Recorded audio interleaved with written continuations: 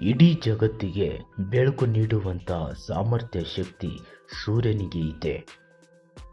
ಅನಂತ ಕಾಲದಿಂದ ಆತ ಇಡೀ ಜಗತ್ತಿಗೆ ಬೆಳಕು ನೀಡುತ್ತಾ ಬಂದಿದ್ದಾನೆ. ಮುಂದೆನೂ ಕೂಡ ಬೆಳಕು ನೀಡ್ತಾನೆ ಇರ್ತಾನೆ. ಆದರೂ ಆತ ಒಂದಿನೂ ಕೂಡ ತನ್ನ ಸಾಮರ್ಥ್ಯ ಶಕ್ತಿಯ ಮೇಲೆ ಒಂಚೂರು ಅಹಂಕಾರ ಪಟ್ಟಿಲ್ಲ. ಈ ಮಾತು ಯಾಕೆ ಹೇಳ್ತಾ ಇದ್ದೀನಿ ಅಂದರೆ ಸ್ನೇಹಿತರೆ, ನಮಗೆ ದೇವರು ವಿದ್ಯೆ, ಬುದ್ಧಿ, ಜ್ಞಾನ ಹಾಗೂ ದೈಹಿಕ ಬಲ ಕೊಟ್ಟಿದ್ದಾನೆ ಅಂದರೆ ಅದರ ಮೇಲೆ ನಾವು ಯಾವತ್ತೂ ಅಹಂಕಾರ ಪಡಬಾರ್ದು. ನಾವು ಆರ್ಥಿಕವಾಗಿ ಬಲಿಷ್ಠರಾಗಿದ್ದೀವಿ ಅಂದರೆ 4 ಜನರಿಗೆ ಸಹಾಯ ಮಾಡಬೇಕು. ಒಂದು ಸಹಾಯ ಒಂದು ಕೈಯಿಂದ ಮಾಡಿದರೆ ಇನ್ನೊಂದು ಕೈಗೆ ಗೊತ್ತಾಗಬಾರದು ಅನ್ನುವಂತಹ ನಮ್ಮ ಹಿರಿಯರು ಮಾತೊಂದು ಹೇಳಿದ್ದಾರೆ. ಆ ರೀತಿ ನಾವು ಬದುಕಬೇಕು. ಆವಾಗಲೇ ನಮ್ಮ ಬದುಕು ಸಾರ್ಥಕವಾಗುತ್ತೆ. ಅದನ್ನು ಬಿಟ್ಟು ನಾವು ಯಾರಿಗೋ ಒಂದು ಸಲಹೆ ನೀಡುತ್ತೀವಿ, ಯಾರಿಗೋ ಒಂದು ಸಣ್ಣ ಪುಟ್ಟ ಸಹಾಯ ಮಾಡ್ತೀವಿ, ಯಾರಿಗೋ ಒಂದು ದಾರಿ ತೋರ್ತೀವಿ. ಅದನ್ನು ನಾವು ಅವರು ನಮ್ಮ ಬಗ್ಗೆ ಹೇಳ್ಕೋಬೇಕು, ನಮಗೆ ಹೊಗಳಬೇಕು ಅಂತ ನಾವು ಯಾವತ್ತೂ ಅನ್ನಬಾರ್ದು. ಹಾಗೂ 4 ಜನರ ಎದುರು ನಮ್ಮ ಬಗ್ಗೆ ಹೇಳಿ 4 ಜನರು ನಮಗೆ ಸನ್ಮಾನಿಸಬೇಕು, ಗೌರವ ನೀಡಬೇಕು ಅಂತ ಆ ಉದ್ದೇಶ ಕೂಡ ನಮ್ಮೊಳಗೆ ಇರಬಾರ್ದು.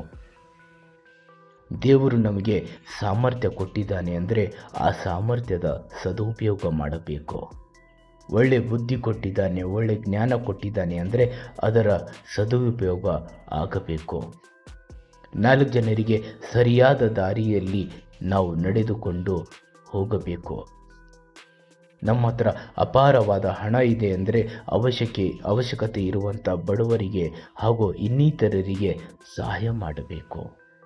ಆವಾಗಲೇ ಸೂರ್ಯ ಚಂದ್ರನಂತೆ ನಮ್ಮ ಹೆಸರು, ನಮ್ಮ ಜೀವನ ಕೂಡ ಸಾರ್ಥಕ ಆಗೋದಕ್ಕೆ ಸಾಧ್ಯವಾಗುತ್ತೆ. ಕೆಲವರು ಇರ್ತಾರೆ, ಸಾಸಿವೆಯಷ್ಟು ಸಹಾಯ ಮಾಡಿ ಬೆಟ್ಟದಷ್ಟು ಮಾಡಿದ್ದೀನಿ ಅಂತ ಹೊಗಳಿಕೆಗಾಗಿ ತಮ್ಮ ಬಗ್ಗೆ ತಾವೇ ಹೇಳ್ಕೊಳ್ತಾರೆ. ಇದೀಗ ವಾಸ್ತವ ಸಮಾಜದಲ್ಲಿ ಅಂತೂ ತುಂಬಾ ಆಗಿಬಿಟ್ಟಿದೆ. ಒಬ್ಬರಿಗೆ ಏನೋ ಒಂದು ತಿನ್ನೋದಕ್ಕೆ ಅಥವಾ ಏನೋ ಒಂದು ಸಹಾಯ ಮಾಡ್ತಾರೆ, ಅದನ್ನು ಮೊಬೈಲ್ನಲ್ಲಿ ರೆಕಾರ್ಡ್ ಮಾಡಿಕೊಂಡು ತಮ್ಮ ಸಾಮಾಜಿಕ ಜಾಲತಾಣದಲ್ಲಿ ಹರಿಬಿಡ್ತಾರೆ. ಯಾಕೆ? ಮೆಚ್ಚುಗೆಗಾಗಿ, ಜನರ ಹೊಗಳಿಕೆಗಾಗಿ.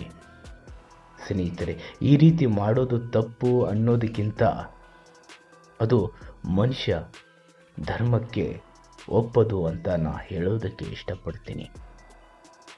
ಇಷ್ಟೆಲ್ಲ ಹೇಳೋದಕ್ಕೆ ಕಾರಣ ಇಷ್ಟೇ ಸ್ನೇಹಿತರೆ, ದೇವರು ಮನುಷ್ಯನಿಗೆ ಒಂದು ಅತಿ ದೊಡ್ಡ ಬಹುಮಾನ ಕೊಟ್ಟಿದ್ದಾನೆ. ಆ ಬಹುಮಾನದ ಹೆಸರೇ ಮನುಷ್ಯ ಜನ್ಮ ಅಂತ.